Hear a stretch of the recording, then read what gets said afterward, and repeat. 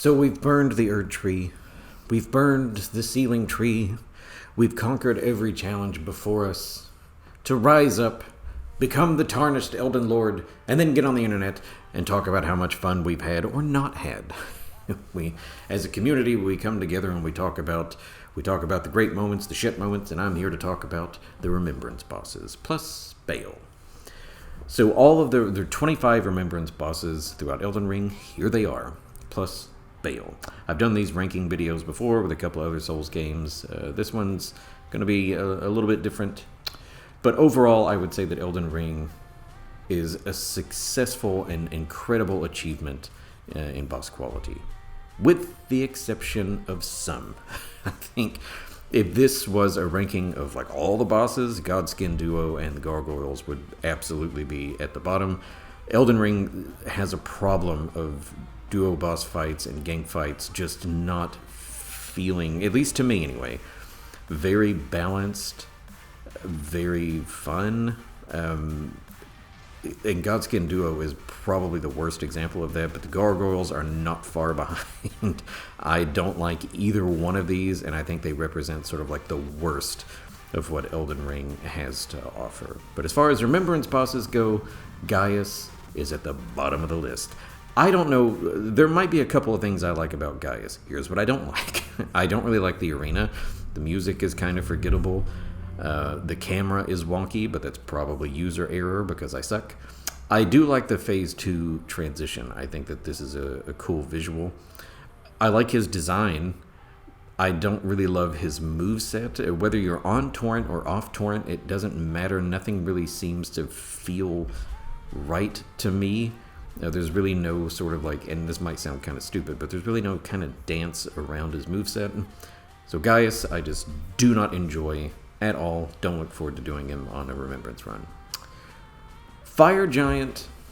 I remember when Elden Ring first came out, and people were trying to figure out, and did figure out, I believe, how to make Fire Giant sort of run off the map on his own so they didn't have to fight him. And people to this day still bitch about Fire Giant being overly difficult.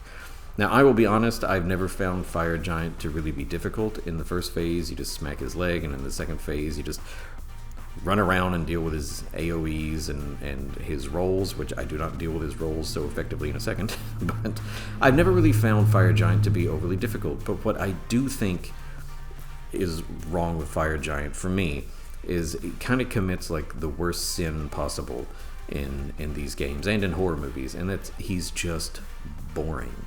Fire Giant to me is very boring. The arena is cool, the lore is cool, but as far as like actually fighting him, boring. I'm not a big fan of Fire Giant. Now, counting Putrescent Knight and onwards, I would say all of these bosses are bosses that I really do enjoy to varying degrees. For some reason, fighting Putrescent Knight really makes me feel like I'm fighting a Dark Souls 2 boss, and I don't know why. Maybe it's because he kind of looks like Nashandra here. I don't know. Somebody can tell me. But I like the visuals, I like the arena, I like the mechanic of Putrescent Knight splitting off from his horse. I think he guards some really cool lore. I wasn't expecting them to dig into St. Trina the way that they did. Overall, yeah, I have fun with Putrescent Knight. It's just fine, it's just kind of fun. Now this might be kind of a warm take, maybe a fiery take, I don't know. I'll try and explain. So I actually really, really like Radagon. I really, really like Elden Beast. I think on their own, independently, they're good bosses. And if I was ranking them separately, I would say each one might even be higher up on the list. But it's one boss encounter. And because of that, it might be an unfair criticism to start saying, I wish they had done this, or they ought to have done that, or something like that. You know, I don't fucking know. But what we got, I feel like, is two good bosses back to back, when I think maybe if they had done like 2 phases of Radagon and then Elden Beast, or maybe went the Sword Saint direction and did like 3 or 4 phases, to where it just felt like this overwhelming, or maybe not overwhelming, but like this huge gauntlet experience, that it might have turned out better. But it just sort of feels like there's something missing between going from Radagon to Elden Beast. And like I said, that might be an unfair criticism, but every time that I fight them, I always sort of feel like I wanted something more, that I wanted more Radagon. Hell, I'd even take more fucking Elden Beast because I think it's a great cosmic design. I think it's beautiful. Radagon to me really is reminiscent in a lot of ways of Nameless King with a mix-up of rhythms and wind-ups. But overall, I really do enjoy it. I just kind of wish we had more phases of both to turn it into something bigger. I love the way that we access Fortissax. Ronnie and Fia are probably two of my favorite NPCs across all of Souls. However, here's the list. And there's probably more. I'm probably missing something. These are the dragons that we fight across Elden Ring and Shadow of the Erd Tree. And because of that, because there are so many dragon bosses reminiscent of Fortissax, it just doesn't feel as unique as it could have. And I do really, really like the introduction of the Deathblight mechanic and how his lightning sort of attaches to you and you sort of got to count and roll. I think that's really cool. But the overall design, and even to some degree some of the movesets, Fortissax just doesn't stand out and isn't as impactful as he could have been had he not had so many other sort of variants. Now, I remember when I first discovered Siofra, and Nokron, and the Ancestor Spirits. I remember going into them and kind of being like, the fuck is this? And kind of giving one of these. Because they just felt like I didn't know what the hell is this. But there's such an ethereal quality to the boss, and there's so much atmosphere and vibe. And even though I don't think that they're very difficult, I think that they do offer a really fun moveset to work around. I do like the music. I really like the overall atmosphere, and I've never not had fun fighting one of the Ancestor Spirits. It's always fun. It's always a visual spectacle that I look forward to experiencing. So kind of at the bottom, not really, just enjoy Ancestor Spirit.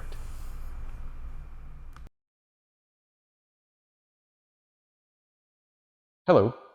So I've done a couple of these ranking videos before, but I've never actually gone into the criteria, I guess, that sort of it guides my opinions on these boss rankings. Not that anybody out there gives a shit, but I'm going to do it anyway. So it's kind of this. It's all of this. All those things working together to sort of create an experience. And it's kind of rare across all of the Souls games where all of these things are just like 10 out of 10. Like all these things are just like as close to perfect as they can possibly be. It just creates like something amazing. I'm thinking of bosses like Maria or Orphan, Gale, Midir, Artorias, Sword Saint, Genichiro, where all of these things are just perfect. More often than not, it's kind of a compromise of everything. So like Bloodborne, Moon Presence is one of my favorite bosses. Moon Presence is piss easy. Moon Presence is not difficult at all. But the atmosphere is there, and the cutscene, like all of that is just amazing, and I love Moon Presence. So that's kind of those are the things that guide my decision making, and it's all incredibly subjective, right? I mean, it's not arbitrary, but it's all incredibly subjective. Like there's no real objective measurements to say like this boss is the worst, and this boss is the best. And I mean, I think overall we can pretty much all agree that Bed of Chaos is crap. But I have talked to people that like Bed of Chaos, you know, and there's good lore with Bed of Chaos. It's just everything surrounding Bed of Chaos is fucking awful. All that said, last thing I'll say is every time a Souls game comes out, there's some discussion of difficulty. But certainly after Shadow of the Erd Tree came out, there were many discussions about whether or not it was too difficult. My personal opinion on that is no. I don't think it is. It feels like the end game of Elden Ring. I mean, it just sort of feels, that's what it feels like, you know, maybe not as punishing, especially if you're getting the fragments and all that. It does not feel overtuned or, you know, out of balance or anything like that. It feels right to me.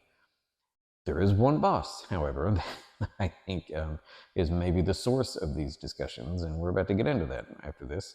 But honestly, no, I don't think that Shadow of the Erd Tree is overly difficult. So, all that said, I will continue on with these rankings, and let's get it done. I can feel a lot of people out there telling me that I'm wrong or telling me that I suck. by having Consort Radahn so low on this list. I promise it has nothing to do with difficulty. Okay, and I'll get into that in a second. But what I want to say first is that I think that the lore here, the narrative decisions that they made with Radahn, Miquella, and Mog, all I think is 10 out of 10. I think it's great. It was kind of subversive. I didn't know that was going to be the direction that they went, and I love that. The atmosphere, the vibe, they're here. The reason why Consort Radahn is so low on this list is 100% for me because of his second phase. Now, if you're comfortable with the Buckler, with the high risk, high reward pairing, it does make both phases significantly easier. The problem that I have is that there is so much visual noise going on in Radahn's second phase, with Miquella adding so many holy AoEs and attacks after Radahn's attacks, like so many follow-up holy attacks. If I was watching this fight as a film or as a video or something, I would say that visually it looks great, and the moveset does look great. It looks fantastic. I just don't have an abundance of fun actually navigating it and playing it. I don't have zero fun. I do have some fun playing it. That's why Radahn's not like fucking bottom of the barrel. I do have some fun. I just don't have much fun dealing with Radahn's second phase. But like I said, everything else is there. The lore, the atmosphere, the music, the arena, the cutscenes, all that is there, and I think it's great. With Maliketh. So, after my first run of Elden Ring, I fucking hated Maliketh. I've changed my mind over time. Maybe I'll do the same with Consort Radahn, I don't know. But with Maliketh, I've certainly changed my opinion over time.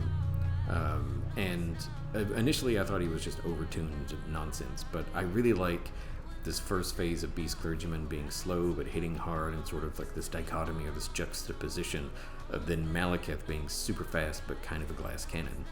Now, once I sort of figured out how to navigate Destined Death and the HP drain that Maliketh puts on you, it really became fun to dance with him. The lore is there, the vibe is there, the design of the boss is there, like all of that is great. And it took me a while to really fall in love with this boss, but once I did, every time I play Elden Ring now, I do look forward to having an opportunity to play around with Maliketh, and it's a great boss. It just so happens that the rest of the Remembrance bosses for me are just a little bit better. I just have more fun. Now, similarly with Godfrey, a boss I initially hated. Really a lot of the bosses after Morgott, like the end game of Elden Ring. Initially I thought that Godfrey was just like overtuned crap, just like overly aggressive, hit too hard and all that. Really like maybe my second or my third run of Elden Ring, I really changed my mind. The first phase, and sort of like the kind of the phase 2 of Godfrey, is incredibly fun. I love the rhythm of it. I love to sort of get in there and just move with him. It's great. I like the aggression that he has. The sound design is great. The way that his axe drags across the ground, it's all very intimidating. It's all very imposing. And they did a great job of just making him feel threatening. You know, and then the shift and the phase change into Hoarah Loux just doubles down on it. And we've never really seen a boss like Hoarah Loux in Souls before, just like this huge badass just wanting to rip you the fuck apart with his bare hands. Just this warrior that's just rare. And I think that that's really cool. I think they did a great job with that. The thing that sort of puts Godfrey and Hoarah Loux so far down on this list is not necessarily that I don't have fun fighting them. It's that I don't really feel, this is going to sound maybe so fucking stupid to somebody, but I don't really feel a lot of emotion when I'm fighting them necessarily. To me, there's not a lot of build-up to fighting them. There's just not a lot of atmosphere or vibe. It's just sort of mechanically fun, but it misses that other component that I really like to see in bosses and the things that make me love them. That's why Moon Presence is one of my favorite bosses, even though it's piss easy, right? So Divine Beast Dancing Lion, Shadow of the Erdtree, I think they came out and nailed it with the first Remembrance boss of the DLC. The look, the cutscene, the atmosphere, the music. I like the elemental changes that Divine Beast does. If I have any really like huge significant complaints, and this could be user error again, is the camera just feels so wonky sometimes. Some like it did sometimes in Sekiro or some of the bosses in Bloodborne Chalices, where it seems like the camera is kind of actively working against you. It does not feel that way with the second time you fight Divine Beast. I think that encounter is far more fun, but this first one is good. It's solid, and I always look forward to fighting him and having fun. At the end here, so after my first run of Elden Ring, when I sort of sat back and reflected, the cutscene going into Rykard's Phase 2 is one of the things that I remembered the most. It is so just gruesome and atmospheric and just nightmarish, and I loved it. I still love it. But to be fair, Rykard is kind of a gimmick fight. I think it's probably the best gimmick fight that they've ever created across all of Souls. Far better than Yorm, and I love Yorm.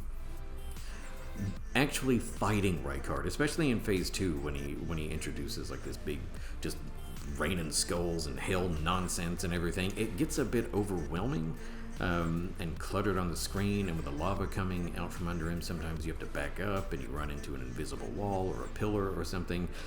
It just feels kind of clumsy sometimes, and even though I have fun with Rykard and I love the atmosphere and the vibe, it's just not something that I think mechanically is just fucking 10 out of 10 amazing. But I do like Rykard, and I always make a quick trip to Rykard in my fresh runs.